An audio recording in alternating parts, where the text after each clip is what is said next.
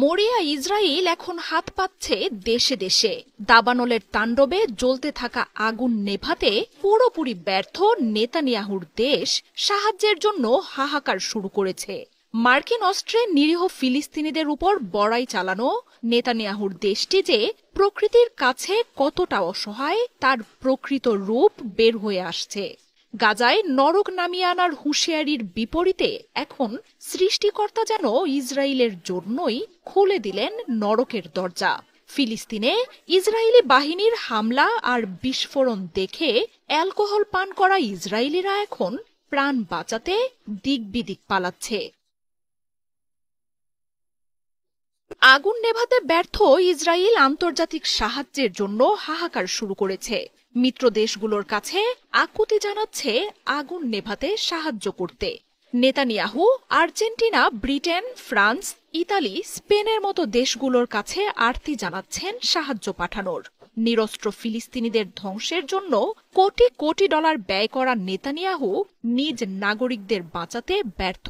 আর সরকারের এমন অবস্থা দেখে ক্ষোভে ফুঁসছে গোটা ইসরায়েল। যুদ্ধের পর এবার আগুনের ক্ষয়ক্ষতিতে বিশৃঙ্খল পরিস্থিতি তৈরি হচ্ছে দেশটির বিভিন্ন স্থানে। 2 বছরের যুদ্ধে ছিন্ন বিচ্ছিন্ন গাজা অঞ্চলটিকে দখলে নিতে চারপাশ ঘিরে আক্রমণ চালাচ্ছে ইসরায়েলি বাহিনী। মাটির সাথে মিশিয়ে দেয়া হয়েছে রাফাকে। মুসলিমদের পবিত্র এই ভূমিকে আমোদ প্রমোদের নগরীতে পরিণত করতে নেতানিয়াহুর সাথে পরিকল্পনা চূড়ান্ত করেন ট্রাম্প। গাজা থেকে মুসলিমদের উচ্ছেদ করতে অঞ্চলটিতে নরক নামিয়ে আনার হুঁশিয়ারিও দেন তিনি। তবে বিপরীতে এখন সৃষ্টিকর্তাই যেন উল্টো নরকের দরজা খুলে দিলেন ইসরায়েলের জন্য। ইস্তাওল ফরেস্টের লাগা আগুন এখন ছড়িয়ে পড়েছে গোটা অঞ্চলটিতে। দাউ দাউ করে জ্বলা আগুনে পুড়ছে নেভে শ্যালোম, মেভো হরন, বেকোয়া, তাওজ, মেসিলাত জিওনের মতো দখলদার এলাকাগুলো। মেমোরিয়াল ডের ছুটি কাটাতে যখন পুরো ইসরায়েল প্রস্তুত, তখনই আকস্মিক এই আগুনে এখন দেশ জুড়ে নেমেছে বিপর্যয়।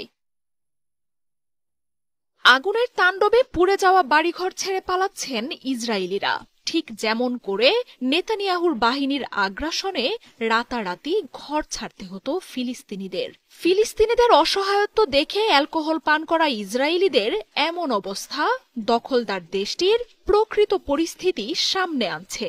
1 সপ্তাহ ধরে দাবানলে জ্বলছে নেতানিয়াহুর দেশটির বিভিন্ন অঞ্চল। তবে সেই আগুন নেভাতে ব্যর্থ ইসরায়েল। দাবানল নেভাতে নেতানিয়াহু মাঠে নামিয়েছে সামরিক বাহিনীকেও। সামরিক বাহিনীর বিমানকেও মোতায়েন করা হয়েছে আগুন নেভাতে। তবে নেতানিয়াহুর আগ্রাসী এই বাহিনীকে মারিয়ে দিয়েই নিয়ন্ত্রণহীনভাবে এগিয়ে চলেছে আগুন, পুড়িয়ে দিচ্ছে নিজের গতিপথের সবকিছুকে।